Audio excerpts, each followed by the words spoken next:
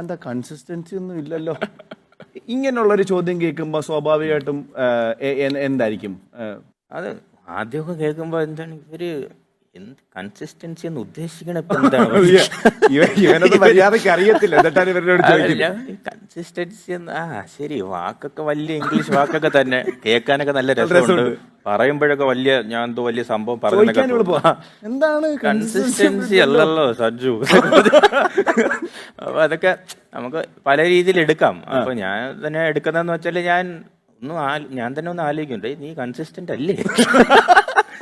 അപ്പൊ ഞാൻ തന്നെ ആലോചിക്കും, നീ കൺസിസ്റ്റന്റ് അല്ലേ? അപ്പൊ ഞാൻ തന്നെ പറയും, നീ T20 കൺസിസ്റ്റന്റ് ആവാൻ നോക്കിയാൽ നിന്റെ ടീം നിന്നെ പിടിച്ച് പുറത്താക്കും.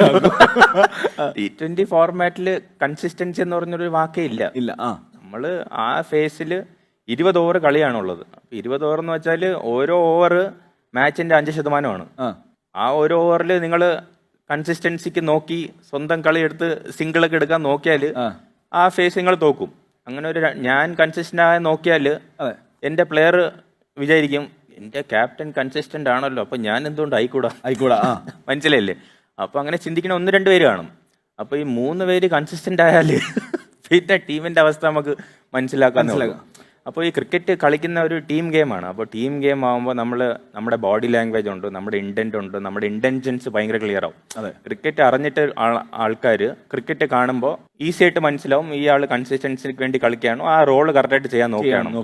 അപ്പോൾ നിങ്ങളുടെ ഏറ്റവും കൂടുതൽ വിലയിരുത്തുന്ന ആൾക്കാർ നിങ്ങളുടെ സ്വന്തം ടീംമേറ്റ്സ് ആണ്. ആ ടീംമേറ്റ്സിന് നിങ്ങൾ ഏറ്റവും കൊടുക്കുന്ന മെസ്സേജ് സംസാരത്തിലൂടെയല്ല, ആക്ഷൻസിലൂടെയാണ്. അപ്പോൾ ആക്ഷൻസ് നടക്കുന്ന ഗ്രൗണ്ടിന്റെ അകത്താണ്. ആ ഗ്രൗണ്ടിന്റെ അകത്ത് നിങ്ങൾ ടീമിന് വേണ്ടി കറക്റ്റായിട്ട് ഇന്റൻഷനായിട്ട് കളിക്കുന്നുണ്ടെങ്കിൽ അതൊരു ക്യാപ്റ്റൻ കൊടുക്കുന്ന ഏറ്റവും വലിയൊരു കമ്മ്യൂണിക്കേഷനാണ് ടീമിന്. അപ്പോൾ ടീം ഭയങ്കരമായിട്ട് യൂണൈറ്റ് ആവും.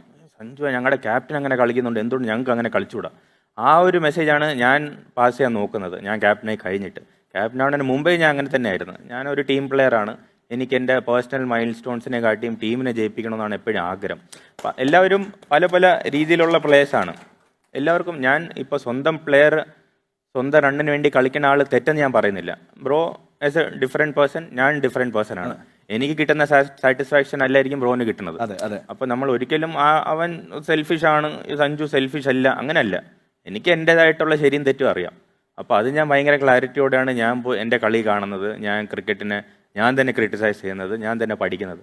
അപ്പോൾ എനിക്കറിയാം ആൾക്കാർ ഇപ്പോൾ കൺസിസ്റ്റൻസി എന്ന് പറഞ്ഞാലും എനിക്കിപ്പോൾ മാച്ചിൽ ഇറങ്ങി ഫസ്റ്റ് ബോൾ 6 അടിക്കാൻ തോന്നുന്നു, ഞാൻ അടിക്കും.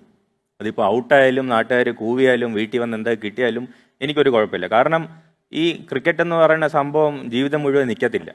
ഇത് എനിക്ക് കുറച്ച് വർഷങ്ങളൂടെ ഉള്ളൂ. ആ സമയത്ത് ഞാൻ ആൾക്കാർക്ക് വേണ്ടി, അല്ലെങ്കിൽ ആൾക്കാർ കൺസിസ്റ്റൻസി അങ്ങനെ അവർക്ക് വേണ്ടി കളിച്ചാൽ എനിക്ക് വേണ്ടി കളിക്കണ്ടേ?